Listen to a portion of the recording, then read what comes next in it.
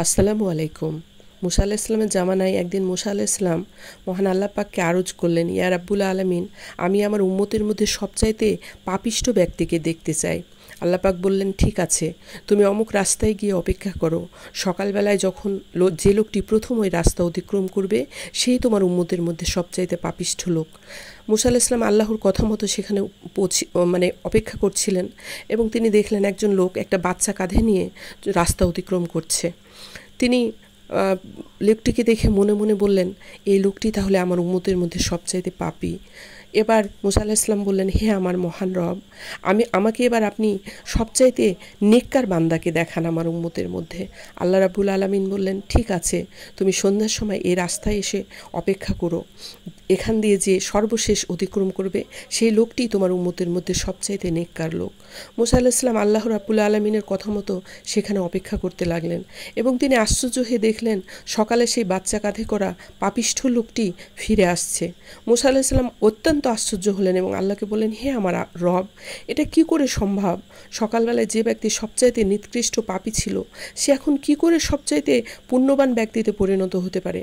আল্লাহ পাক রাব্বুল আলামিন বলেন, তবে শোনো মুসা, এই লোকটি যখন তার বাচ্চাকে কাঁধে নিয়ে জঙ্গলটার মধ্যে গিয়েছিল তখন তার বাচ্চা জঙ্গলের বিশালতা দেখে জিজ্ঞেস করেছিল, হে আমার আব্বা, এই জঙ্গলের চাইতে কি বড় কিছু নেই? তার আব্বা বলেছিল, হ্যাঁ বাবা, আছে, সাগর। ছেলেটি বলেছিল, সাগরের চেয়ে বড় কিছু নেই? তার বাবা বলেছিল, আছে, পাহাড়। তখন ছেলেটি বলেছিল, পাহাড়ের চেয়ে বড় কিছু নেই? তখন বলেছিল, হ্যাঁ আছে, আকাশ। তখন ছেলেটি বলেছিল, আকাশের চেয়ে বড় কিছু নেই বাবা? তখন লোকটি কেঁদে ফেলেছিল এবং বলেছিল, আছে বাবা, তোর বাবার পাপ। তাই বলে লোকটি ঝরঝর করে কেঁদে ফেলেছিল। তারপর তার সন্তান জিজ্ঞেস করেছিল, বাবা, তোমার পাপের চেয়ে বড় কিছু নেই? তখন লোকটি কাঁদতে কাঁদতে বলেছিল, হ্যাঁ বাবা, আছে, মহান আল্লাহ পাকের ক্ষমা। এবার মহান আল্লাহ রাব্বুল আলামিন মুসাকে বললেন, মুসা, যে ব্যক্তি আমার সম্পর্কে এত সুন্দর ধারণা পোষণ করে, তুমি বলো আমি তাকে কি করে ক্ষমা না করে পারি? আর তার হৃদয়ের যে কান্না, যে অনুতপ্ততা আমি দেখেছি, সেই জন্য তাকে আমি ক্ষমা করে দিয়ে তার অতীতের সমস্ত গুনাহ মাফ করে দিয়েছি। মুসা আলাইহিস সালাম সিজদায় পড়ে গেলেন আল্লাহর প্রতি কৃতজ্ঞতায়। শিক্ষা, আমরা এখান থেকে শিক্ষা নিতে পারি। আল্লাহ রাব্বুল আলামিন আমাদেরকে মানুষ হিসাবে তৈরি করেছেন এবং শয়তান আমাদের পিছনে লেগে রয়েছে।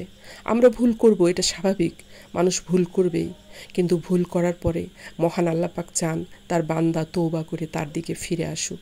আর যখন বান্দা তওবা করে মহান আল্লাহ পাকের দিকে ফিরে আসে তখন আল্লাহ পাক এত খুশি হন যে শুধু তার গুনাহগুলো ক্ষমা করেন না, গুনার খাতা থেকেও তার নামটা মুছে দেন। আমরা সে মহান রবের কাছে ফিরে আসি, আমাদের সমস্ত গুনাহ খাতাগুলো আল্লাহর কাছে তওবা করে ফিরে আসার চেষ্টা করি। আমিন। আসসালামু আলাইকুম।